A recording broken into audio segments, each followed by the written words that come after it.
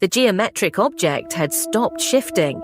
For the first time in 8,000 years, the thing at the center of the sunken archive's spherical chamber held a single shape, a translucent map of the galaxy, 3 points of light burning inside it like embers that refused to cool. Serethi Voss stood beneath it, her boots leaving fading trails of blue-white light on the responsive floor, and she recognized 2 of the 3 points. The celestial throne, the archive beneath her feet. The third was somewhere she had never been. She pressed her palms flat against the interface panel. The binding scars along her neck and temples flared, and the archive opened to her the way a lung opens to air, completely, involuntarily, without asking permission. She could feel the progenitor network now, not as data, as geography. Irrigation canals on Jessad pulsing in her peripheral awareness. The drift cannon array in the Velaris Nebula sitting dormant but warm, like a furnace banked for the night. The throne spire on E10 Prime, broadcasting its governance protocols to every system that still answered. A leash, she thought, not a crown, a leash. Outside the spherical chamber, in the archive's vast antechamber, Archon Valan Drace knelt on the alien floor and stared at his hands. The ink stains were still there, 3 decades of codex work ground into his cuticles, but now luminous veins traced through them, glowing faintly blue-white, pulsing with his heartbeat. Binding scars. The interface had not killed him. He was not certain it had left him intact. His fingers moved across the risen panel, reading script that rearranged itself as he watched, and for the first time, he understood it without effort.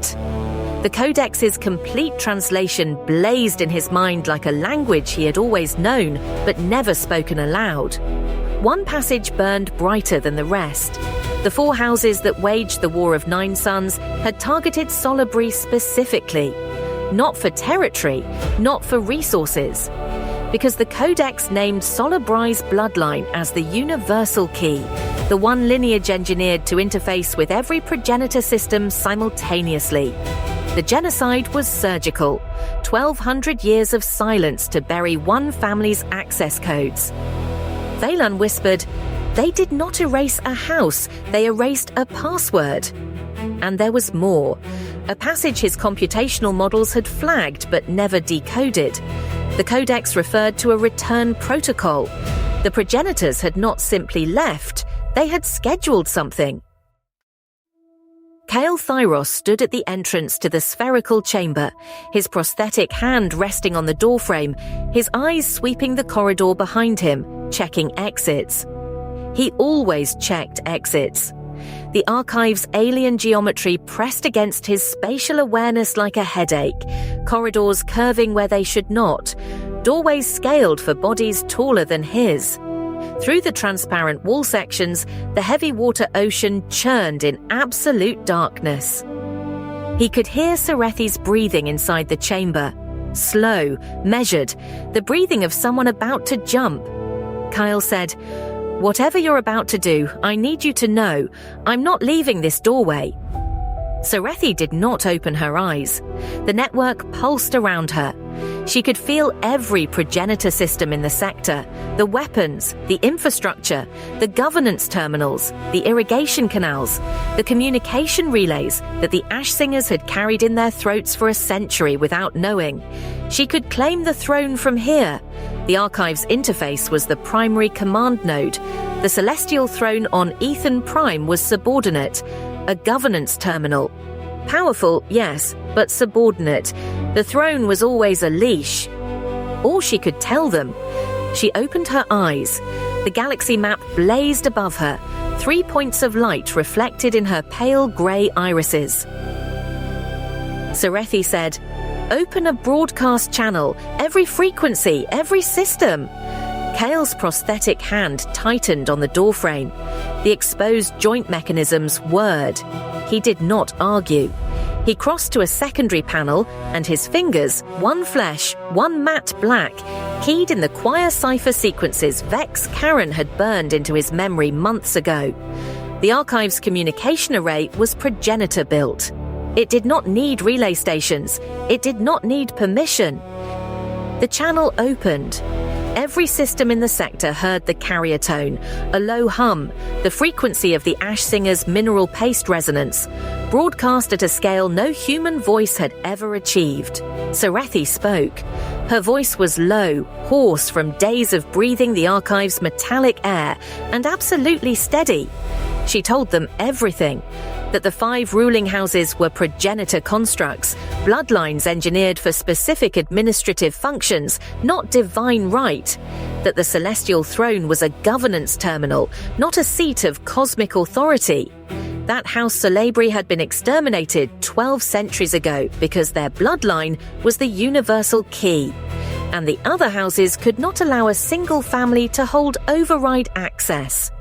That the faith of the Radiant Path was built on fragments of a user manual, translated by scholars who mistook engineering specifications for prophecy.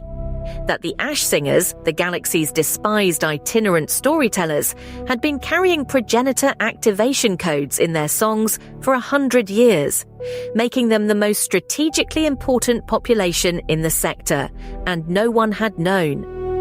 She told them she was the last Celebri. She told them the throne was empty because the binding recognized what the houses had done and refused to grant authority to any lineage complicit in genocide. She told them she could claim the throne from where she stood, and she was choosing not to.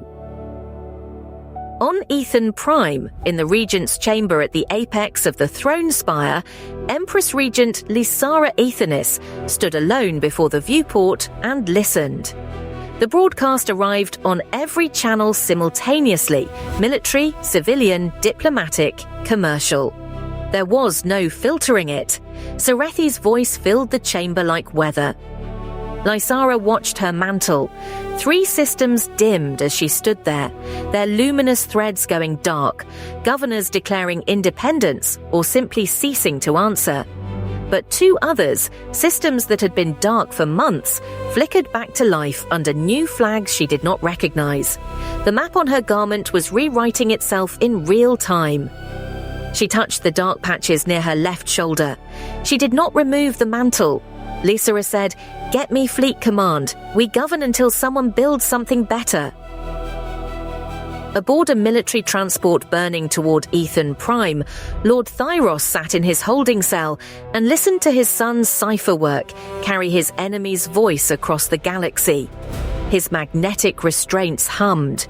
His progenitor optical implant blazed, amber bleeding to white, brighter than it had ever burned. The hull panels around his chair had begun to show luminous veins, progenitor circuitry awakening in metal that had been inert for centuries. The guard stepped back. Lord Thyros spoke a phrase, not in any human language. The words came from somewhere behind his remaining eye, from the place where the implant met his optic nerve, and the ship's hull answered. Dormant systems activated along the transport's spine. Navigation panels flickered. The guards reached for their weapons. He was not speaking. He was being spoken through. In the sunken archive, the broadcast ended. The carrier tone faded. Serethi's trail of blue-white footprints connected all 3 points of the galaxy map on the floor, a circuit she had walked without realizing, her body tracing the network's geometry. Kale checked the entrance one last time. The door had sealed behind them. Not locked, but sealed, the way a wound seals. The archive had decided they were inside. Kale said, "We should talk about that."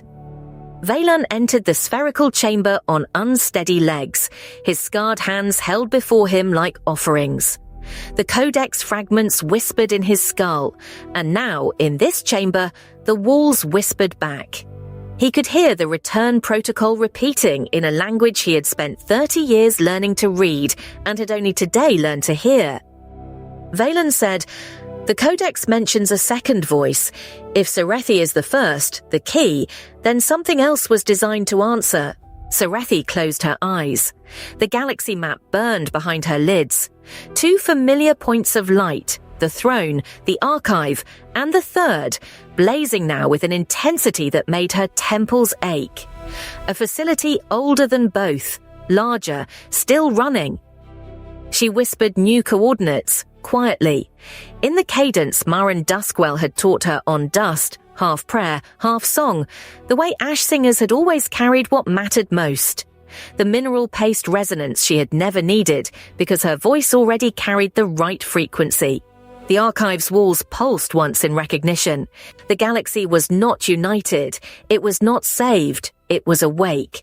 And at the third point of light, something that had waited 8,000 years registered the broadcast, passed the frequency, and began slowly, methodically, without urgency, to open.